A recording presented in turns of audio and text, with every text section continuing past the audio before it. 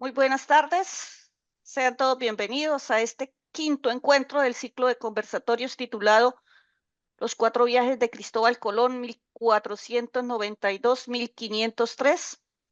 El tema que nos reúne hoy es el cuarto viaje de Cristóbal Colón o el viaje hacia las costas de Veraguas, 1503. Nuestro anfitrión, el profesor Armando Martínez, nos hará la presentación sobre este tema y posteriormente daremos la palabra a los asistentes. Bienvenidos. Muy buenas tardes a todos. Recordarán que el tercer viaje de Colón terminó con su regreso entre grillos y cadenas, enviado así por Francisco de Bobadilla, quien había sido enviado por los reyes a tratar de poner orden como juez pesquisidor en la Española.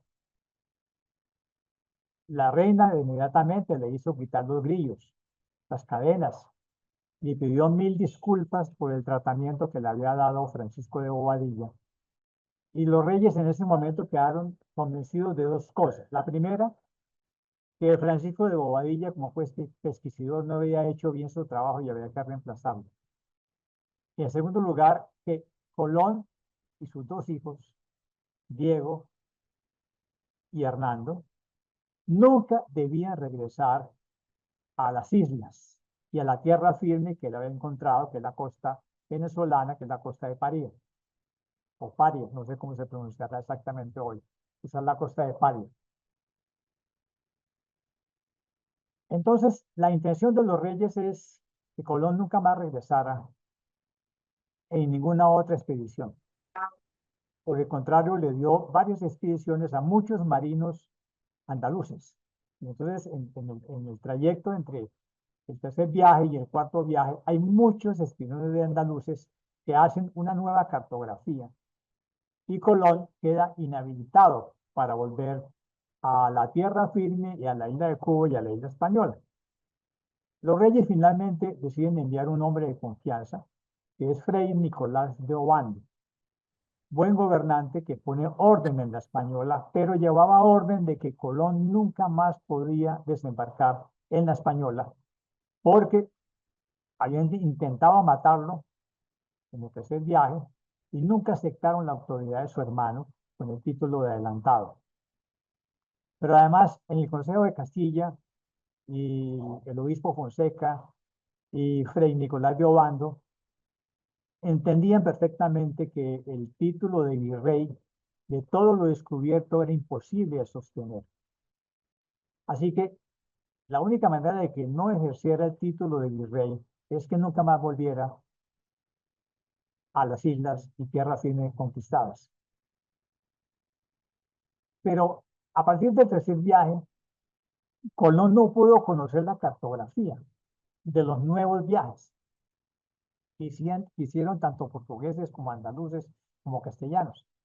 De modo que él se quedó con su propia imagen y su escasa cartografía, y él solamente lo pudo contrastar con la geografía de Ptolomeo y con la geografía antigua. Y Colón entendía que había llegado a las Indias, es decir, al Asia, y que tanto Cuba como la costa de Paria eran tierra firme. Pero entonces él decía, pero entonces, ¿dónde está el océano Índico y dónde están la tierra de las especies? Es decir, ¿por qué yo no encuentro la India? ¿Por qué no encuentro el océano Índico? ¿Por qué esta tierra firme, siendo Asia, no me permite entrar a lo que yo ando buscando, que son las especies? Entonces Colón llegó a pensar que si Cuba y la costa de Paria eran tierra firme, para poder pasar al océano Índico es que tenía que haber un estrecho que le permitía pasar esa tierra y entrar al océano Índico y llegar a lo que él prometió llegar, que es a la especiería, a la India, lo que había descubierto los que le dieron la vuelta a la India. Entonces, con esa geografía vaporosa, y por esa imposibilidad de acceder a los mapas nuevos de los sevillanos, de los andaluces, Colón comenzó a persistir ante los reyes que le permitieran un cuarto viaje. Y lo que él prometió en el cuarto viaje es encontrar el estrecho que le permitiera pasar la tierra firme que había encontrado por un estrecho y al pasar el estrecho podría navegar por el Océano Índico y llegar a la meta final, que es la India, la tierra del Gran Khan, lo que él prometió en el primer viaje encontrar. O sea, Colón estaba muy lejos de imaginar que el estrecho sí existía, pero está al sur del continente suramericano, el estrecho de Magallanes. O sea, eso lo encontraría mucho tiempo después. Pero él se imaginaba que entre la costa de Paria y Cuba habría un estrecho. Entonces él porfió y porfió con los reyes que le permitieran hacer un cuarto viaje para encontrar el estrecho que le permitiría entrar al Océano Índico y llegar a la India. Es decir, él todavía sigue pensando que lo que ha encontrado son las Indias occidentales, pero que le falta avanzar un poco más hacia occidente para entrar al Océano Índico y llegar a la India. Es decir, Colón estaba todavía muy lejos de imaginar que lo que se le va a atravesar en el camino era un mundo nuevo. Y eso solamente lo podrán hacer otros que tuvieron acceso a toda la cartografía nueva. Porfió y porfió hasta que finalmente, en 1502, los reyes accedieron a permitirle un cuarto viaje. Para ese cuarto viaje, Colón reunió en Sevilla eh, 4 embarcaciones.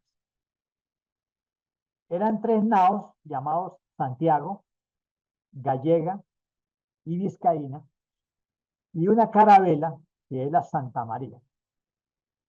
Misión: encontrar el estrecho de la tierra firme para entrar al Océano Índico y encontrar la meta soñada, la especiería. En 1502 reúne entonces estos 4 navíos y embarca 150 hombres y lleva consigo a su hermano Bartolomé y a su hijo Hernando.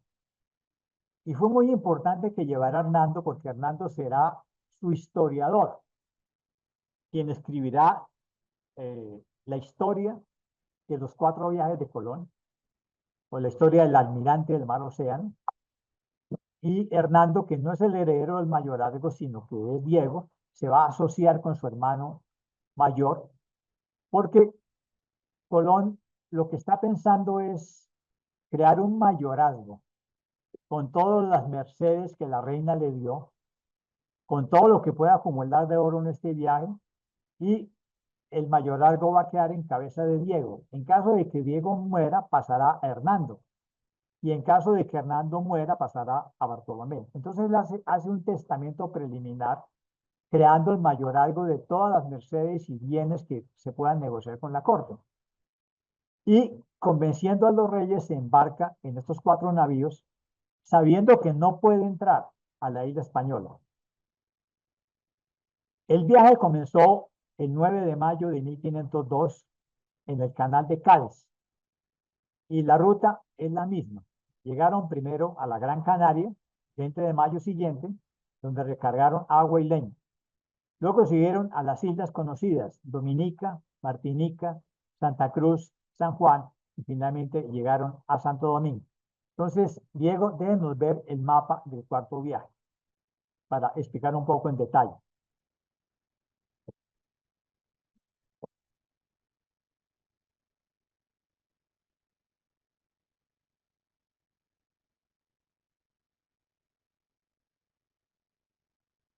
Aún no aparece el mapa.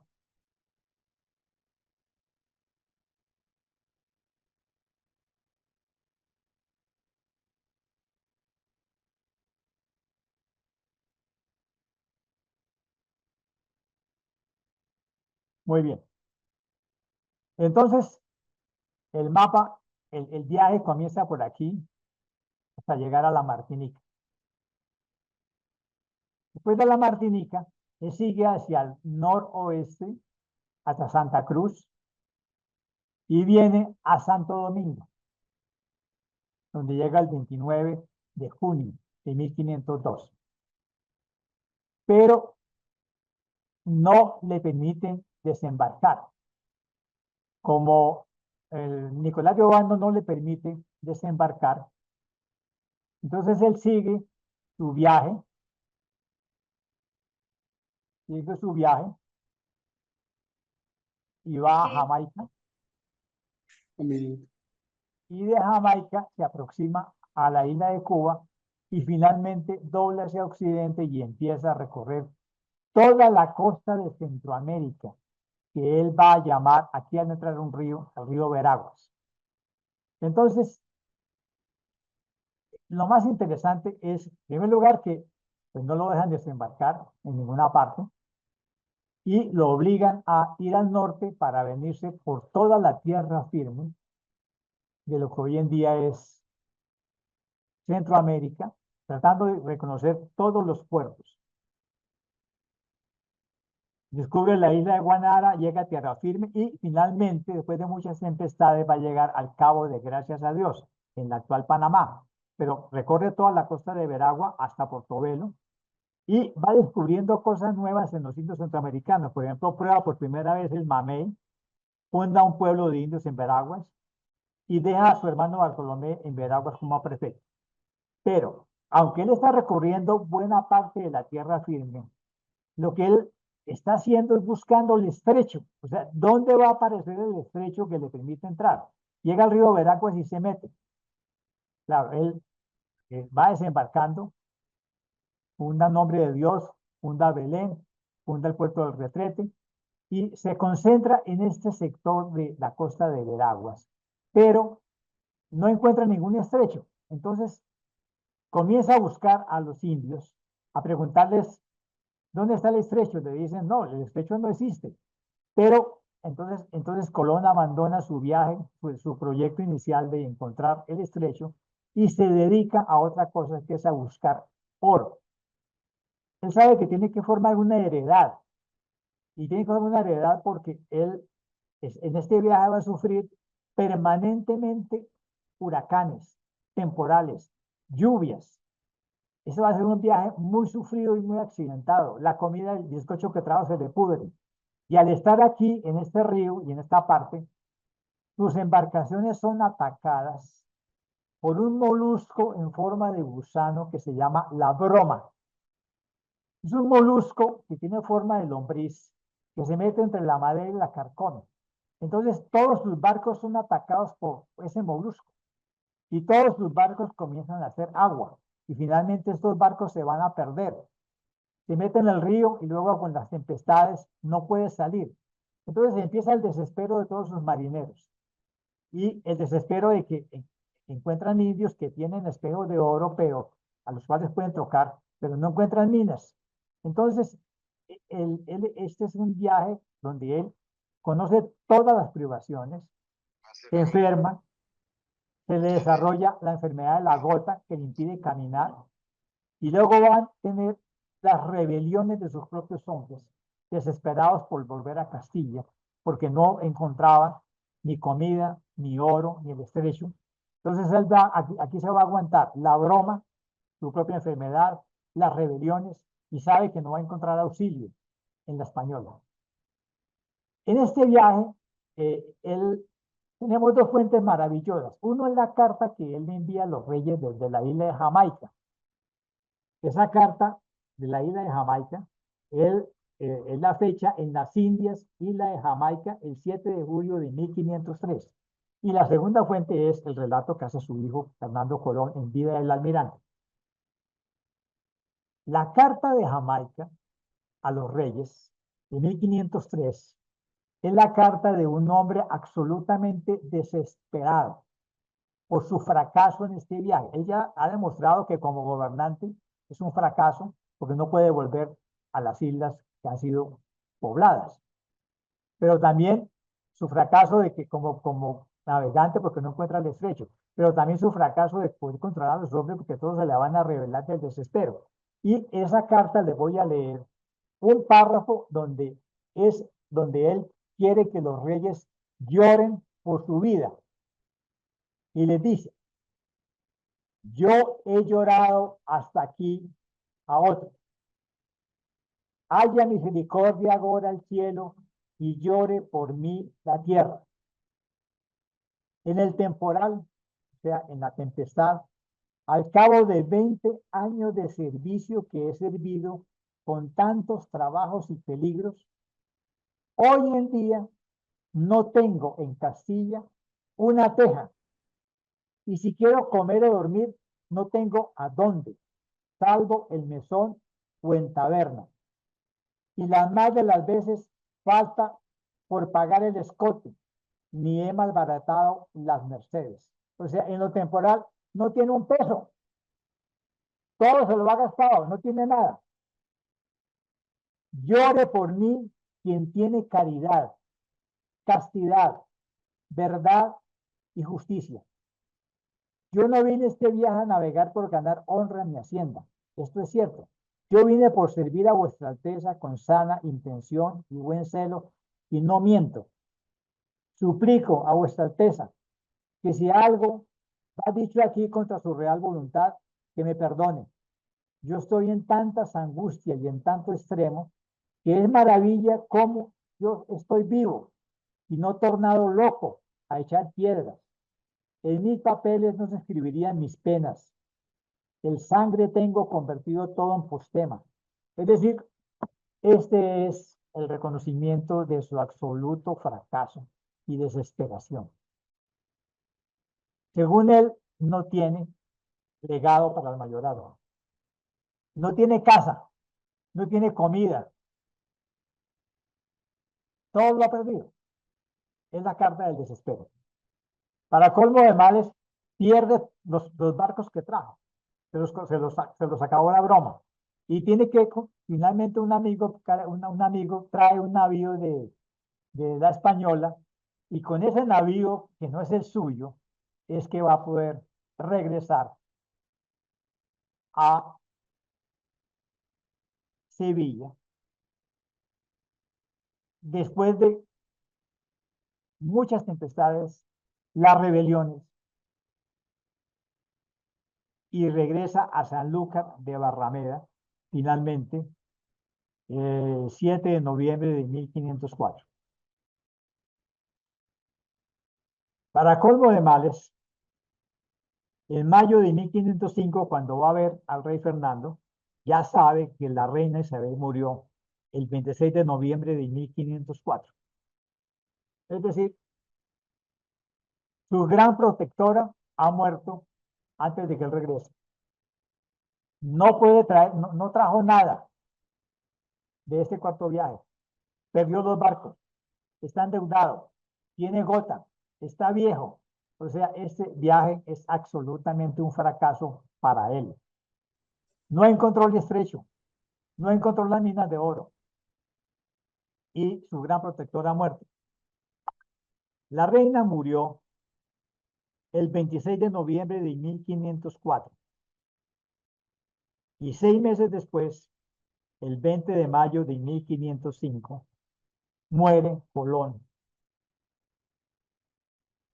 en Valladolid. Su cuerpo fue llevado a Sevilla e inhumado en la iglesia mayor, con una gran pompa que ordenó el rey Fernando viudo. Y la lápida solamente dice: a Castilla y a León, Nuevo Mundo dio Colón. Bien, la carta de Jamaica es una comprobación, en primer lugar, de sus miserias de este cuarto viaje. Las tempestades, las lluvias, las rebeliones, su enfermedad, su desconsuelo, porque además se ha quedado prácticamente, le cuesta mucho trabajo ver, está casi ciego y con gota. Nadie le obedece, los marineros le hacen rebelión para que regresen a Castilla. Es decir, Colón muere sin nada, derrotado, sin gobierno, pero recomendándole a sus dos hijos, Diego y Armando, que usen todas las mercedes que le dio la reina para que las reconozcan lo suficiente para que sea una realidad el mayorazgo. En la próxima sesión vamos a examinar lo que se llaman los pleitos colombinos, que realmente los pleitos colombinos están mal llamados porque no los libró Colón, los libraron sus dos hijos y su nieto y su nuera. Y son grandes esfuerzos jurídicos por sacarle provecho a las grandes mercedes que la reina le hizo al regresar de su primer viaje.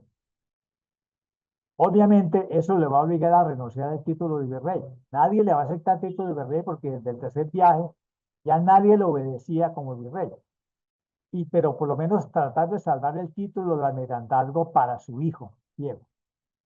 Entonces, en la relación de Hernando Colón, de la vida del almirante, está claramente definido todas las dificultades, todo el tormento de este cuarto viaje.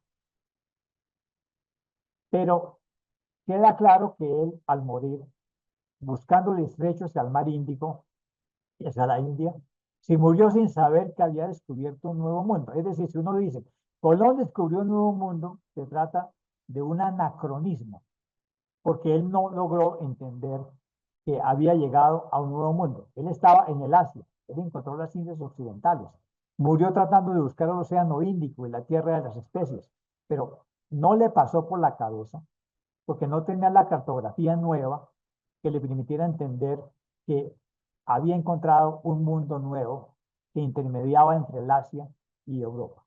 Eso lo harán otras personas posteriormente cuando logran armar el rompecabezas que permiten delimitar el continente suramericano y centroamericano, y ahí se dan cuenta, armando mapas posteriores, que habían descubierto un nuevo orden. Colón simplemente logró trazar en su segundo viaje un fragmento, y también el fragmento la hizo la Guajira, pero él no fue capaz de tener una cartografía de primera calidad y simplemente todo lo comparaba contra las geografías antiguas, Estrabón, Ptolomeo, tratando de adecuar a lo que se conocía, y es víctima de su propia ideología, que él lo que encontró fue las Indias. Y de hecho todas sus cartas dice desde las Indias, isla tal, desde las islas, tierra firme, pero para él la tierra firme no es sino una tierra que se interpone con el océano Índico. Su relato de Jamaica, que ha sido muy reproducido, es el lamento de un español que llora, que se queja y que pide la merced de los reyes por todos los sufrimientos de estos cuatro viajes. Todos los navegantes andaluces ya no lo tomaban en cuenta, porque tenían derroteros mucho más claros, mapas muy claros, y ninguno estaba dispuesto a aceptar la autoridad de Colón, y de hecho el propio rey Fernando dio orden de que no lo dejaran desembarcar en la Española. Resumen, el cuarto viaje, que tantas expectativas le despertó a Colón, a su hijo y a su hermano, fue un absoluto fracaso. Se perdieron las embarcaciones, se perdió la necesidad de buscar minas de oro. No encontró palo Brasil. Sus hombres se rebelaron y básicamente fue salvado y traído en otra embarcación que no era la de él. Y al llegar se encontró con la noticia que su gran protectora de toda la vida había muerto, lo cual 6 meses después lo llevó a la tumba, probablemente de depresión, de defensas bajas, y además de sus enfermedades. Bueno, pues ahí eran 4 viajes que le desgastaron la vista, y su dieta lo llevó a una gota permanente y dolor de huesos. No podía pararse de la cama, pero le encareció a sus 2 hijos y a su hermano que lucharan con todas sus fuerzas por obtener de los reyes mercedes, por lo que él había descubierto, que las Indias, Asia, el nuevo camino hacia la India. Nunca se imaginó que había descubierto un orbe nuevo. Su hijo en sus relatos trata de acomodar el relato para decir que él haya hallado la tierra firme, pero para él la tierra firme no era un continente nuevo, era la India occidental. Y por eso esto se va a llamar las Indias. Ahora, luego se puso a leer mucha teología y por eso su firma, el portador de Cristo.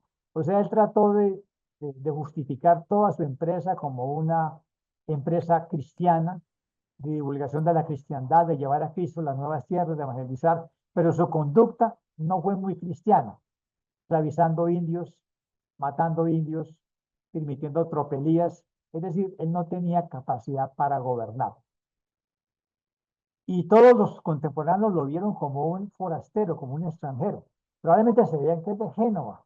Hoy en día han salido noticias de especialistas en huesos que dicen que los huesos prueban que era judío y que era, pero realmente, aunque los huesos dicen que era judío, todos lo percibieron y él siempre alegó que él era genovés. Y la comunidad de Portugal que lo apoyó fue la comunidad portuguesa. Entonces, el cuarto viaje, podemos llamarlo el viaje del desastre final de Colón. Aunque recorrió buena parte de la tierra firme, porque los viajes tercero y cuarto es recorriendo la tierra firme, buscando un estrecho, buscando la salida del Índico, pero dedicándose a buscar minas de oro, a esclavizar indios y finalmente a mostrar su incapacidad para gobernar hombres, que sí fue lo que demostró Fray Nicolás de Obando, que logró poner orden en la Española y hacerla la avanzada hacia las Indias y finalmente en sede de obispo y se hace de la Real Audiencia. La Española fue finalmente la isla que permitió organizar la conquista de la tierra firme, cuando ya todos lograron armar el rompecabezas que permitió llamarlo América o Nuevo Orden, un nuevo orden. No es mucho más lo que se puede contar porque el relato de Hernando Colón es muy preciso en los detalles de los sufrimientos, de la broma, de las anegaciones, de la descomposición de la comida, del hambre, del desespero de los marineros. Es el viaje del dolor, el cuarto viaje. Y la descripción de los ríos, puertos de Centroamérica, especialmente de Veraguas. Lo que su hijo Diego va a tratar de defender es que por lo menos le reconozcan el ducado de Veraguas, en lo cual va a tener éxito, como veremos en la próxima sesión.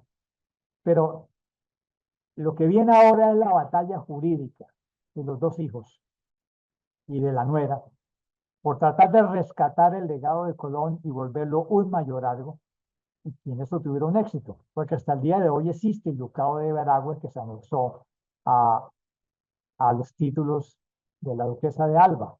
El actual duque de Alba, Jaime, es también duque de Veraguas, con lo cual lograron hacer eso, pero en la próxima sesión veremos los detalles tan interesantes de esta lucha por el ducado de Veraguas, que muestra que estamos ante un Estado de Derecho. O sea, Fernando se fue a pleito con los hijos de Colón, porque sabía que este es un Estado de Derecho y los jueces fallarían en derecho, los derechos que les correspondía, basados en el soporte documental que Colón recibió de la reina, que mandó transcribir, que mandó autenticar. Lo que le deja el legado de los hijos es la documentación sellada, autenticada, que les permite a ellos ganar los pleitos. Y él sabía que el legado se construiría con mercedes que los reyes tenían que darle por haber descubierto las islas y la tierra firme en 4 viajes. Esta es la historia triste y miserable del cuarto viaje. Y si uno lee la carta de Jamaica, termina como él llorando, porque es lo que le pide al mundo, es que lloren por él. Es decir, es una queja. No tengo cómo comer, no tengo dónde dormir, solamente me son en tabernas. No tengo cómo pagar la comida. Y fuera de eso dice que en lo espiritual he parado aquí en las Indias de la forma que está dicho, aislado en esta peña, enfermo, aguardando cada día por la muerte y cercado de un cuento de salvajes, llenos de crueldad y sin misericordia, y enemigos nuestros, móviles más que una hoja de álamo, y tan apartados los santos sacramentos de la Santa Iglesia, que se olvidará de esta ánima y se aparta acá del cuerpo. Lloren por mí, quien tenga caridad, castidad, verdad y justicia. Y esa lloradera, esa victimización de Colón será el gran éxito de los hijos. Y creó esa estrategia tan colombiana de que uno debe victimizarse y hacer que la gente llore por uno para que le den las cosas. Albita, esto es el relato y espero que no hayan llorado después del relato. No estemos llorando. Muchas gracias a nuestro anfitrión por esta magnífica exposición. A partir de este momento, quienes tengan alguna pregunta, inquietud o deseen hacer algún aporte, se les levantan la mano y se les dará la palabra. Les recuerdo que vamos a estar centrados en este cuarto viaje de Colón y en esta época. Franz, ¿tiene la palabra? Gracias, Vita. Gracias, Armando. Bueno, con lo que hoy vimos, podemos decir que Colón, aparte de los títulos que tiene, que es el que inició el proceso de esclavitud, aunque los reyes trataron de quitarlo, pero ahí nace la cosa, ya nos lo dijo Armando hace un rato. Podemos decir que también tiene el título del Gran Llorón, que ese sí no lo conocíamos. Y yo propongo un nuevo título. Él es el precursor del estrecho hecho por el hombre. El canal de Panamá, 400 años después, hace eso, conecta los dos océanos. Esa observación. Y la pregunta, Armando, es, ¿el duque de Alba está conectado genealógicamente con la descendencia de Colón? ¿Por algún camino? No, claro, por supuesto. Un miembro del ducado de Alba se casa con un descendiente de la familia Colón. Y entonces une los dos títulos, el ducado de Veragua y el ducado de Alba, y el ducado de Alba. Y hoy en día los títulos van unidos. Y entonces los archivos de los dos títulos se juntaron. Por eso, el año pasado, cuando yo estuve en el Palacio de Liria, que es donde vive Jaime, el hijo de la duquesa de Alba, o actualmente duque de Alba, en ese archivo encontraron 29 cartas que nadie había visto de Colón. Yo fui a verlas, las 29 cartas, y la explicación que nos daba el guía es, estas cartas aparecieron en el archivo de la duquesa de Alba, porque en ese archivo está todo el archivo del duque de Veraguas. Y el Jaime hoy en día es duque de Veraguas y duque de Alba. Se juntaron los dos títulos por un matrimonio que ocurrió en el siglo XVII. Gracias, gracias. Muchas gracias. Eduardo, ¿tienes la palabra? Buenas tardes a todos los que se encuentran en la sala. En primer lugar, pues felicitar a Armando por esta intervención. En segundo lugar, no, pues voy a leer un poco una parte de Pierre Choni, La expansión europea sobre el cuarto viaje de Colón, y a partir de ahí hacer una pregunta a Armando. Él dice así, fue también el de las ocasiones perdidas. Colón dejó escapar por poco el contacto con el Imperio Maya cuando, al llegar a la isla Monaca y al Cabo de Honduras, giró al este, en lugar de hacerlo al oeste. Por poco también no realizó el descubrimiento del Pacífico cuando corrió a lo largo de casi toda la costa atlántica de América Central, del Cabo de Honduras al Golfo de Darién. Pasó a lo largo de la futura Castilla de Oro, Veragua, sin sospechar las riquezas que encerraba. Sin embargo, este cuarto viaje aportó al conocimiento del Mediterráneo americano casi tanto como los tres primeros y mucho más que todos los viajes menores de Ojeda, Per Alonso Niño y Rodrigo de Bastidas a la costa de las Perlas.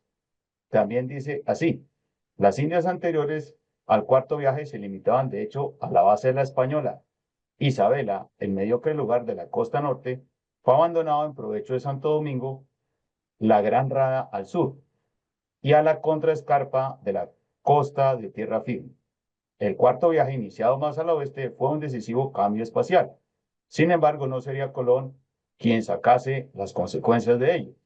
cuando llegó a Sanlúcar, el 17 de noviembre de 1504, el almirante era un hombre acabado. Yo le iba a preguntar, ¿qué fue lo que le pasó a Colón? Como decimos aquí en Colombia, le faltaron cinco centavos para completar el peso.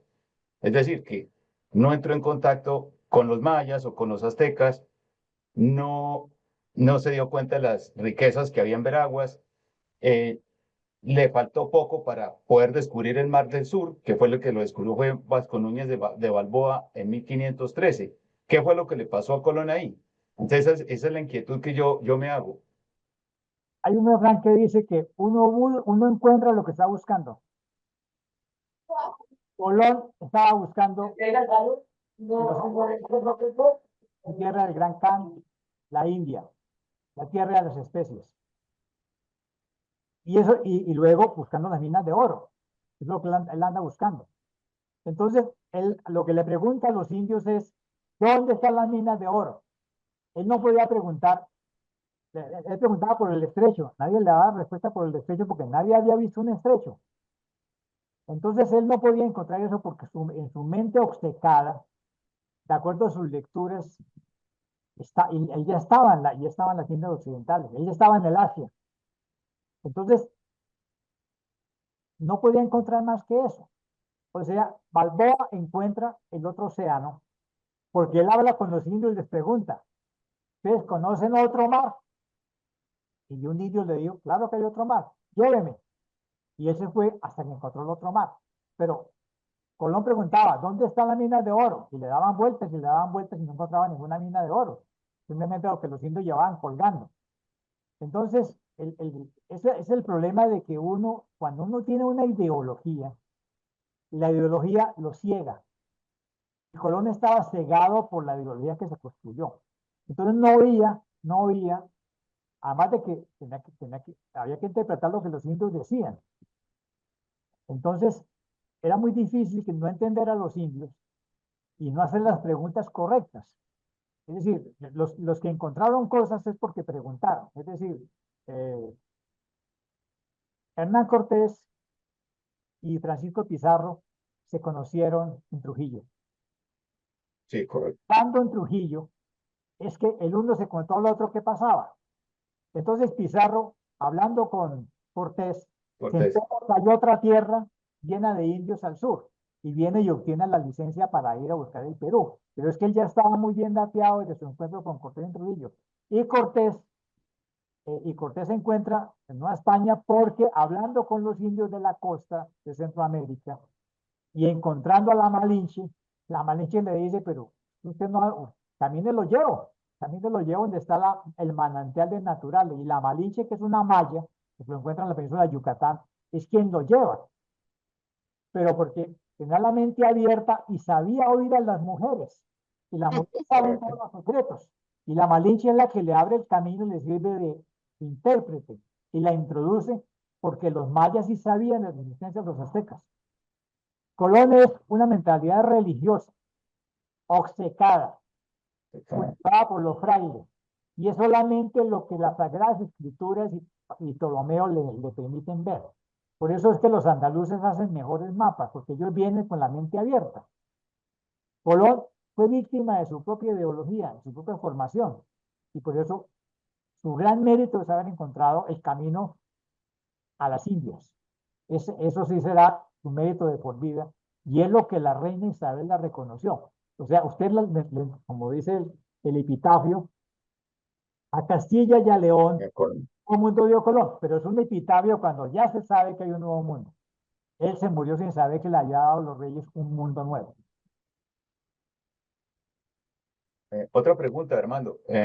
Bueno, por esa época existieron los viajes menores y también el viaje de Américo Vespucio, que por ahí más o menos el viaje Vasco de Gama también, que descubre la India, y también, pues el viaje, como digo, de Américo Vespucio, que se da cuenta por su cartografía que Colón estaba en un error y que lo que se había descubierto era un continente nuevo. Yo lo que no entiendo, bueno, otras dos preguntitas aquí. La primera es, hay versiones de historiadores que dicen que Américo Vespucio hizo 4 viajes, otros dicen que 2 viajes. ¿Cuál es la realidad en sí? Y por el otro lado, tengo entendido que Américo Vespucio le enviaba mucha correspondencia a Lorenzo de Médicis, Lorenzo el Magnífico, el gran mecenas y gobernante de Florencia, de Toscana, de la ciudad-estado de Toscana, la región de Toscana, lo que es Italia, que era un conglomerado a su vez estado en aquella época. ¿Por qué esa correspondencia tan cercana de Américo Vespucio a Lorenzo de Medici y realmente cuántos viajes hizo en Américo Vespucio? ¿4 o 2 viajes? En la sesión anterior dijimos que Américo Vespucio es un mentiroso, que se apropió de cartografía ajena, que se fusiló. O sea, él no hizo 4 viajes nunca. Dijo que había hecho 4 viajes. ¿Para qué? Para poder apropiarse de los mapas que dejó copiar. Digamos la virtud de Américo Vespucio es que es un coleccionista de mapas y los fusila. Y va armando. Me rompe el cabeza. No. Pero todo el mundo sabe que Américo Vespucio no hizo tantos viajes. Se fusiló viajes donde no estuvo. Probablemente hizo 1, hizo 2, no pudo haber hecho más. Pero tuvo esa habilidad de cartógrafo. Ahora, pues todos estos navegantes del siglo XV, siglo XVI, tienen relación con todos los banqueros italianos, porque son los grandes financiadores. Todos, la familia Botti, la familia Soprani. Entonces, ellos en contacto con los financistas tienen mucha relación, porque ellos son los que están financiando estas empresas, porque son los grandes navegantes del Mediterráneo y los que tienen el capital mercantil. Entonces, que todos tengan relaciones, como Colón tuvo muchas cartas también con comerciantes italianos, porque ellos son los del capital mercantil en este momento, los que pueden financiar barcos. Ok, gracias, hermano. Bueno. Muchas gracias, profesor. Carmen C., habías levantado la mano, no sé si sigues, porque creo que saliste. No, ahí Bueno, estoy. Carmen C., tienes la palabra. Gracias. Felicitaciones a Armando por la exposición y siempre por todas las demás exposiciones. Armando mencionó hoy de los pleitos colombinos y justamente lo que yo había pensado era preguntarle a Armando sobre eso, pero ya nos dijo que era en la próxima oportunidad. Pero entonces lo que yo veo ahí es una cosa interesante desde lo jurídico y lo político, que es lo que a mí digamos, una de las cosas que más me ha interesado a lo largo de todas las exposiciones de Armando, el tema de lo jurídico y lo político. Entonces yo veo que entre las bulas alejandrinas y los pleitos colombinos, en ese espacio se produce, digamos, un momento muy interesante para la historia de lo que es el descubrimiento, digamos, de lo que hemos llamado América. Y en ese sentido, la importancia del hijo Fernando Colón, que parece ser que se interesa más, digamos, por cosas diferentes al dinero y a los títulos, y más bien cede como esos espacios concretos a su hermano Diego, porque según parece que todos los escritos de Fernando Colón que dice que están en la biblioteca de Sevilla conducen a verlo más como desinteresado, digamos, de los títulos y de los dineros que Cristóbal Colón le dice a sus hijos antes de morir que rescaten lo consagrado en las bulas alejandrinas y que finalmente va para lo que se llama los pleitos colombinos. Entonces, en relación a eso, yo quisiera preguntar en qué momento entre 1503 y ya más adelante pleitos colombinos, qué es lo que se desata para finalmente reconocerle a los descendientes de Colón todos los merecimientos. Y a Eduardo decirle que lo que pasó fue que las embarcaciones del cuarto viaje, pues yo pienso que esas embarcaciones fueron dramáticas y fundamentales para el fracaso del cuarto viaje de Colón. Y claro, después Balboa fue en 1513, 10 años después, que descubre el Mar del Sur. Es que el testamento de Colón es muy claro. Él dice, instituyo un mayorazgo y el titular del mayorazgo es mi hijo Diego. ¿Qué es un mayorazgo? Un mayorazgo era una institución del antiguo régimen que se basaba en la diferenciación y la desigualdad de los hijos, en la cual el único heredero de todos los bienes de un hombre era el hijo mayor, que quedaba como mayor dueño del mayorazgo. Pero al quedar todo en cabeza del hijo mayor, él quedaba con la responsabilidad de los demás hermanos, hermanas y hermanos, es decir, de su alimentación, de su protección y de eso. Colón decidió que el mayorazgo era de Diego. Entonces, ¿qué hace Hernando? Hernando no va a heredar el mayorazgo. Le propone a Diego que trabajen juntos, porque Diego tendrá que proteger a Hernando ahí en adelante, como segundón. Y la labor de Hernando es muy interesante, ¿por qué? Porque estas crónicas que se escriben en el siglo XVI, por ejemplo, todas las crónicas de los frailes, todas las crónicas de los hijos de los conquistadores, Guamán, Poma, Ayala y todos ellos, esas crónicas no son exactamente una historia profesional, sino es una historia para convencer a la corte de los derechos de una persona. Cuando los dominicos escriben las crónicas de lo que hicieron los dominicos en América, es una probanza de buenos servicios que le han hecho al rey para que el rey le haga mercedes a la orden. Hernando Colón escribe los 4 viajes de su papá para que su hermano Diego tenga más argumentación en la corte para avanzar en su derecho al mayorazgo y a los bienes que le van a dar al mayorazgo. Ahora, en el testamento Colón dice, si Diego llega a morir, el mayorazgo pasa a Hernando. Los dejó asegurados a los dos. Y si Hernando llega a morir, pasa a mi hermano, Bartolomé. Entonces, el mayorazgo es una institución que existe hasta la Revolución, que iguala a todos los hombres y acaba con los mayorazgos, pero es una manera de proteger el capital de los que mueren. Pero el mayor tenía que responsabilizarse de la vida de todos los demás, hermanas y hermanos, y meterlas al convento, pagarles la dote. Si el hermano se iba a casar, tenía que ponerlo en posición de ganarse la vida. Y Colón decidió que era Diego, el encargado mayorazgo, pero Hernando se alía con él, echando la carreta con la cual van a convencer a los jueces de que él tiene derecho a tantas cosas. Toda crónica del siglo XVI tiene un objetivo político y es argumentar, proporcionar argumentos en los pleitos jurídicos. Porque es que quien conquista América es un Estado de derecho. Es basado en la actuación de los jueces. Y los jueces fallan en derecho conforme a la argumentación que le entreguen las partes. Es que España es un Estado de derecho, por lo menos desde el siglo XIII. Es un Estado de jueces visitadores, de jueces de residencia, de jueces prescriptores. Y los alcaldes todos son alcaldes jueces, los gobernadores son jueces.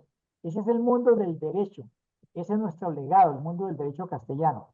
Entonces, la alianza de Hernando y Diego es fantástica, porque el uno crea la argumentación histórica para que sea alegada en los tribunales, y el otro lleva la representación como el encargado del mayorazgo. Es una alianza perfecta. Ahora, Hernando se dedicó a eso, a hacer la gran biblioteca colombina que está en Sevilla, a reunir argumentación, porque hay que probar hasta la saciedad que Colón se lo merece todo.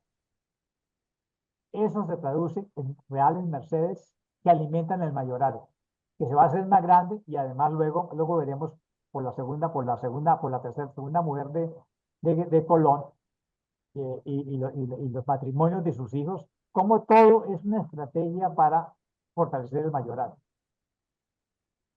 Muchas gracias. Entonces ahí muy bien entendí la relación de Fernando Colón, su gesto de bondad que yo había asumido como bondadoso. Mismo pleito. Muchas Muchas gracias. gracias. Gracias, Carmen C. Elena, ¿tienes la Gracias, palabra? ¿Vas a leer Albita. una pregunta? Armando, voy a leer una pregunta del chat.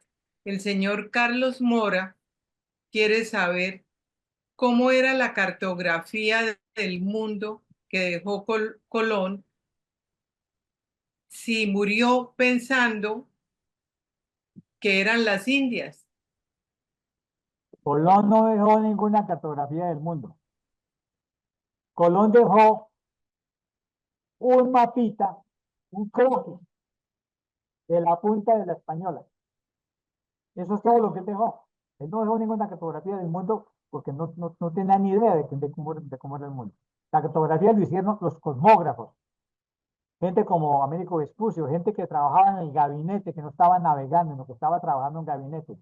El único mapa que se le conoce a Colón es de una punta de una isla. Eso es todo. Pero él conocía, pero él antes del primer viaje, él se va con una cartografía que hemos dicho que heredó de su suegro y de la cartografía que se conocía. Con eso él calculó que encontraría la India Occidental, pero estaba totalmente equivocado porque las medidas que él tenía, hoy en día lo sabemos, que estaban empequeñecidas respecto a las medidas reales, pero le alcanzó suficiente la medida para llegar a las islas, a las Antillas. Pero no hay cartografía colombina más que ese pequeño croquis. Toda la más cartografía se fue haciendo en el siglo XVI por gente que se dedicó a colectar. Finalmente, los reyes crearon la Universidad de Mareantes en Sevilla. Y la Universidad de Mareantes creó el título de cosmógrafo real. Y el oficio del cosmógrafo real fue copiar todos los mapas de todos los navíos que llegaban y armar mapamundis con lo que copiaban. Pero eso lo harían los cosmógrafos reales, que fue un título que se otorgaba, y son famosísimos los cosmógrafos, y finalmente terminan haciendo mapamundis. Pero Colón, el croquis es lo único que tenemos de él, todo lo demás son cartas. La cartografía de él no la tenemos. Muchas gracias, profesor Martínez. Profesor, una pregunta.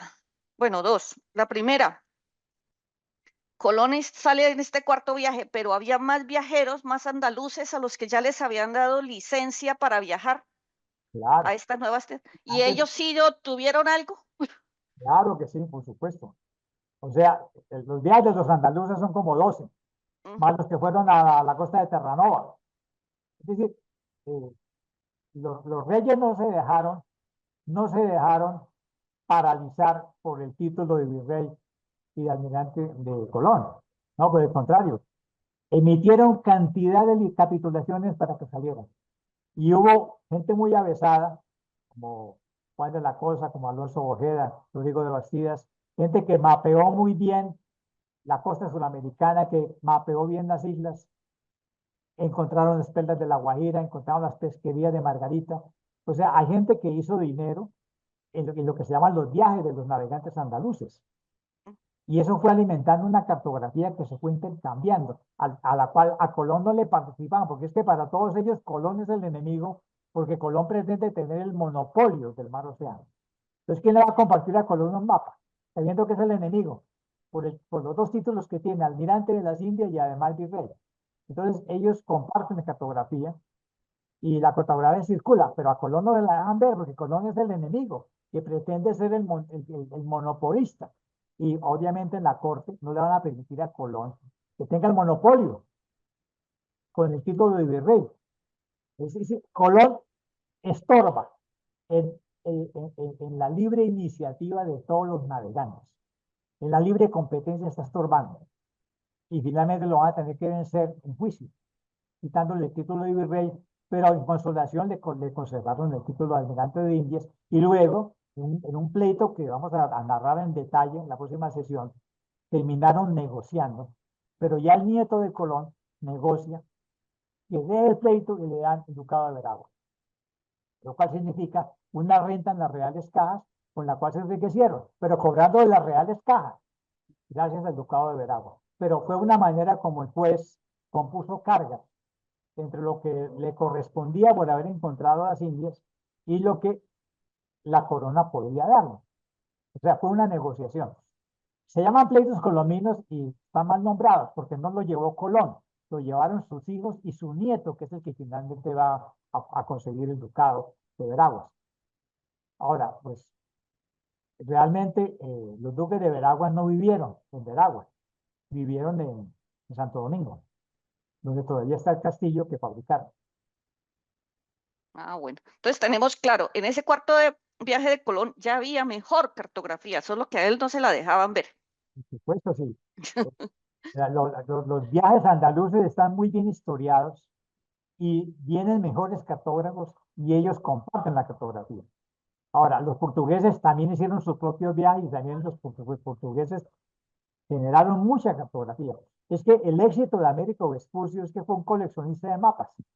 Y en su gabinete, sin moverse, fue armando el rompecabezas hasta que le dio el mundo nuevo.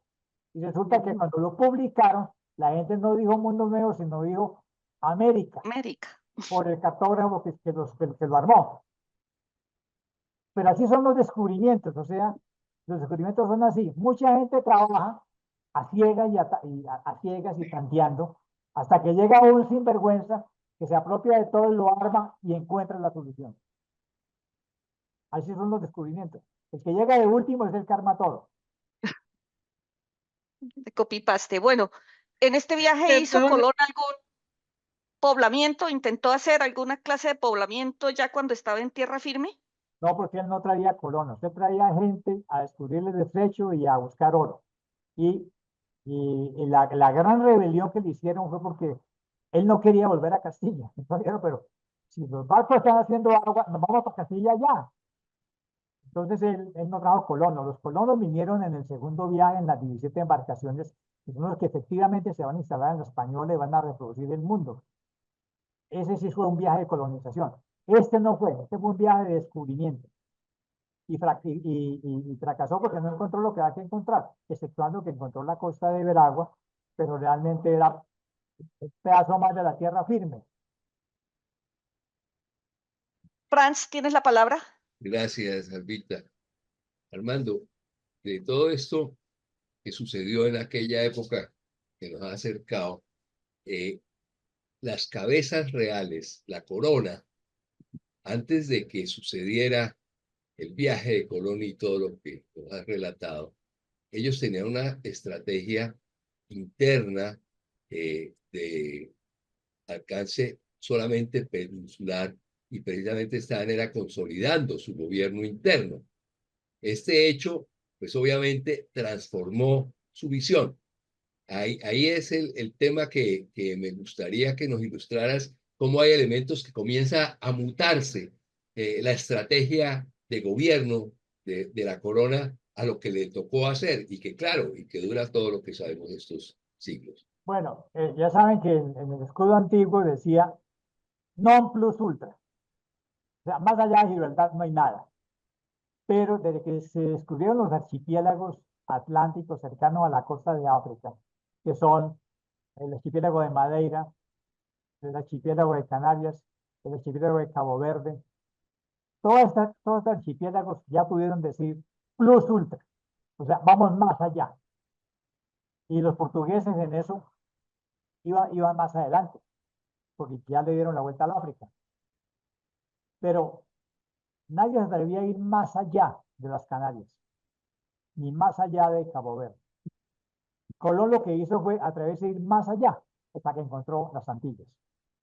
Claro, eso cambió la perspectiva de las cortes reales, porque se dieron cuenta que había grandes riquezas. Pero los viajes de Colón fueron un desastre económico.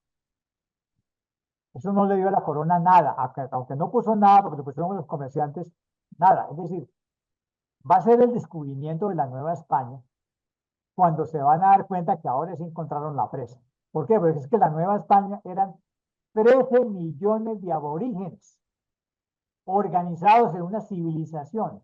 Y cuando Cortés regresa con semejantes riquezas, que hubo hasta para el Papa, el penacho de, digamos, la corona de Moctezuma todavía está en el Vaticano, cuando llega con esos indios, cuando llegan con el oro, con la plata, con perlas, o sea, semejante cargamento que trae Cortés, es cuando los reyes dicen, bueno, ahora sí el negocio es pulpo, ahora sí estamos hablando en serio.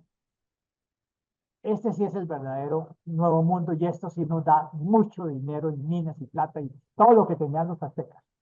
Y se quedaron tan emocionados con el cargamento de Cortés que se les fue la mano de nuevo. Le dieron a Cortés el marquesado del Valle de Oaxaca con 23.000 indios vasallos. Otro error. O sea, ¿cómo van a ceder vasallos de su majestad a un particular? 23.000 indios de Oaxaca. Otro error que también les va a costar muy caro y van a tener que negociar. Error que no van a cometer con Pizarro, porque Pizarro sí que va a llegar cargado de oro. Es decir, el negocio no se vuelve bueno hasta que no encuentran la Nueva España y el Perú. Ahí sí empieza el negocio. Antes es un negocio a pérdida. Trayendo lo que se puede vender, que son indios para vender, palo Brasil, perlas y un poquito de oro que tienen los indios colgando. Pero son negocios chimbos. El negocio empezó con la Nueva España, porque ahí sí se vio la plata que producen 14 millones de indios, que tenían un sistema de recolección de rentas completamente organizado, pintado, porque todas las pinturas que hacían los indios eran cuentas, esos son puras cuentas de toda la tributación que recogen desde El Salvador, Nicaragua, cacao, maderas, oro, plata, ahora sí se siguió la plata. O sea, Cortés es el que les muestra el verdadero fortín que es el nuevo mundo. Y por eso se le fue la mano también. Es que un rey no puede perder la compostura, no se puede emocionar. Y cuando se emocionaron, la embarraron. Muchas gracias. ¿Alguien más tiene alguna pregunta?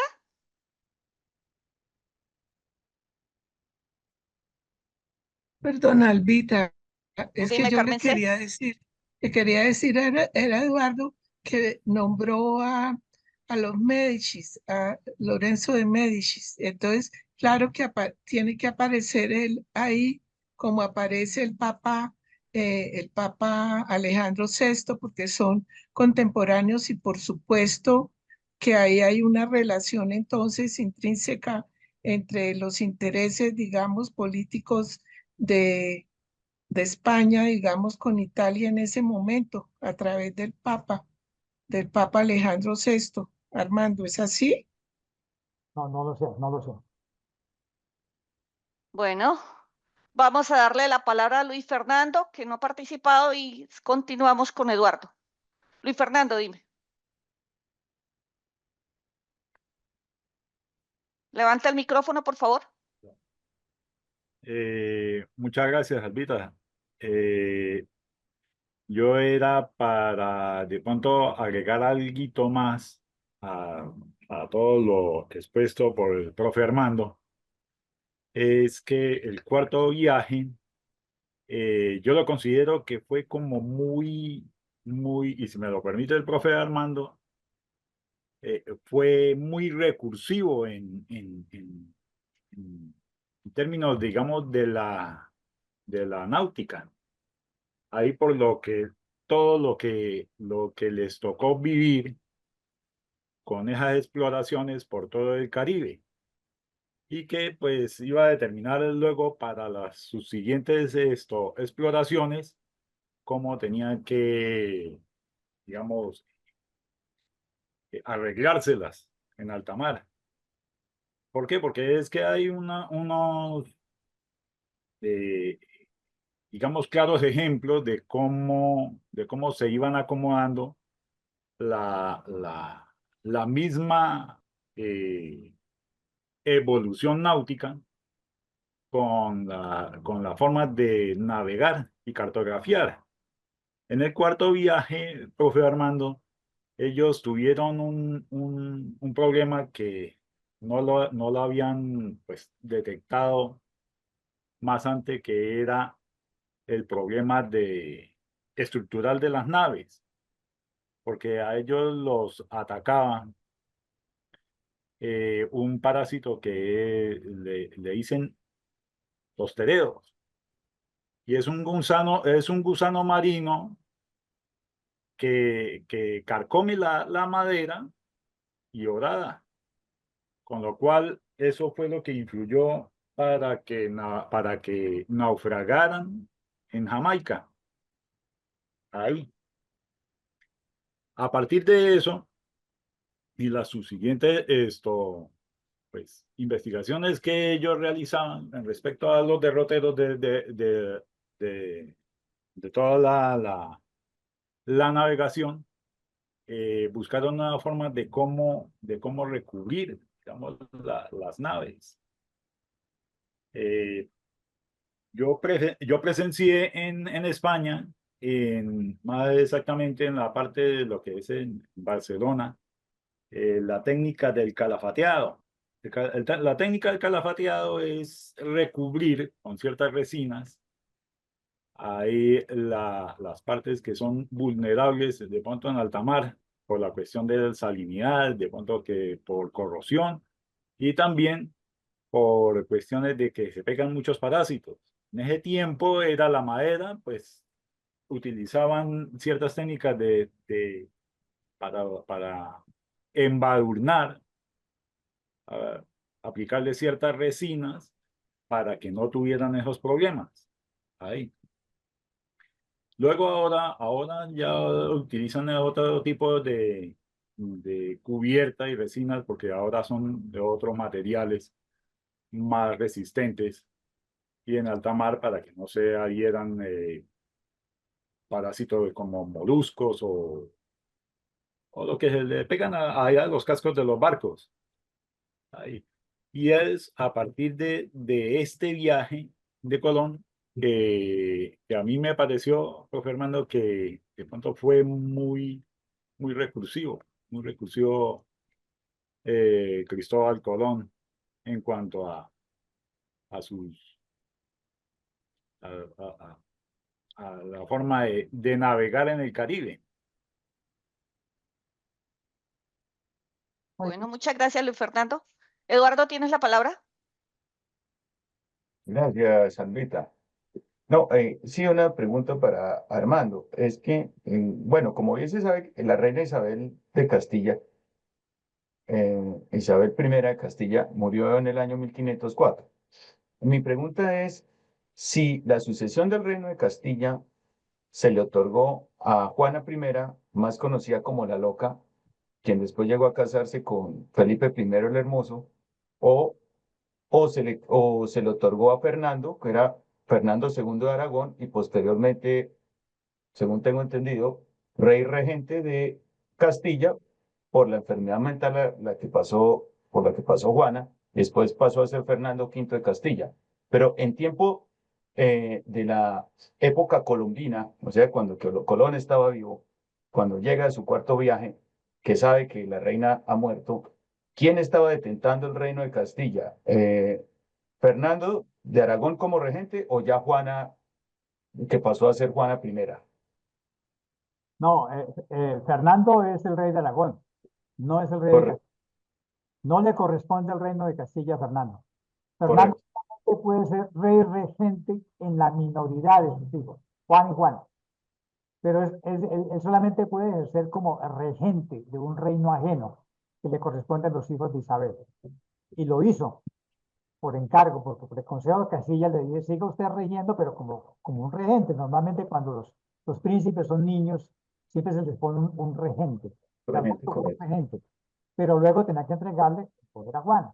Y se lo entregó. Y ahí en adelante todos los documentos dicen Juana, reina de Castilla.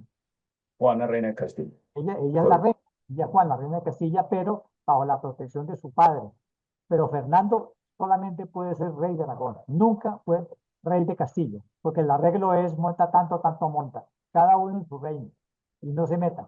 Pero sí, él puede como padre de la reina, puede ser regente, bien sea porque sea niña o bien sea porque le inventen que está loca. Pero finalmente, Correcto. el que va a heredar todos los títulos es el nieto, o sea, Carlos I, Carlos. títulos de sus padres y sus abuelos y fue el hombre que más poder concentró en el mundo, Correcto. Así. porque heredaba el imperio, el Sacro Imperio Austrohúngaro. Claro. Finalmente lo renunció en favor de su hermano Fernando, porque era mucho mejor el reino de Castilla Aragón unificado que el imperio y por lo tanto él no fue más emperador. Pues ya a partir de Felipe II ya no son emperadores, ya son reinas de Castilla y León, que es lo más jugoso. y ya se separan del imperio. Tengo otra pregunta, hermano. Tengo entendido que, bueno, en un artículo que le hizo sobre el cuarto viaje de Colón, antes de partir, los reyes católicos le habían dado a Colón una carta para que, en caso que se encontrase con Vasco de Gama, que se creía que pronto podrían encontrarse los dos navegantes expedicionarios, pues se la otorgara.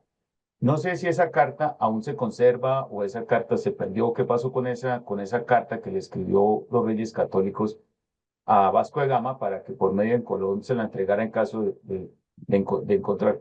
No sé, esa carta no la he leído, entonces no sé si existe o no existe y en qué archivo se ha guardado. Para resumir, les recuerdo la frase, la queja tan amarga de Colón. Llore por mí quien tenga caridad, castidad, verdad y justicia. Pobre Colón. Bueno, Una última pregunta, Armando. Es que de respecto a la cinematografía histórica, pues que sabemos que pues hay mucha ficción al respecto. Hubo dos producciones, pues bueno, que pronto han sido las más emblemáticas en estos últimos años, que han sido la de la RAI y la producción Lorimar. Es una coproducción italo-estadounidense en la década de los 80, y hubo la de Jerry Bruckheimer por el 5º centenario, que se llamó 1492, La Conquista del Paraíso. En esas dos producciones mencionan los productores cinematográficos, yo no sé por qué se encierran, que Colón hizo 3 viajes. Dicen, hablan de los 3 viajes, sabemos que fueron 4 viajes. ¿Qué es lo que pasa con los productores cinematográficos que que pues dicen que o afirman que Colón tuvo 3 viajes saliéndose del contexto histórico en sí? Eso es lo que no he podido entender. Pues Eduardo, por mi salud mental, yo por principio no veo películas históricas.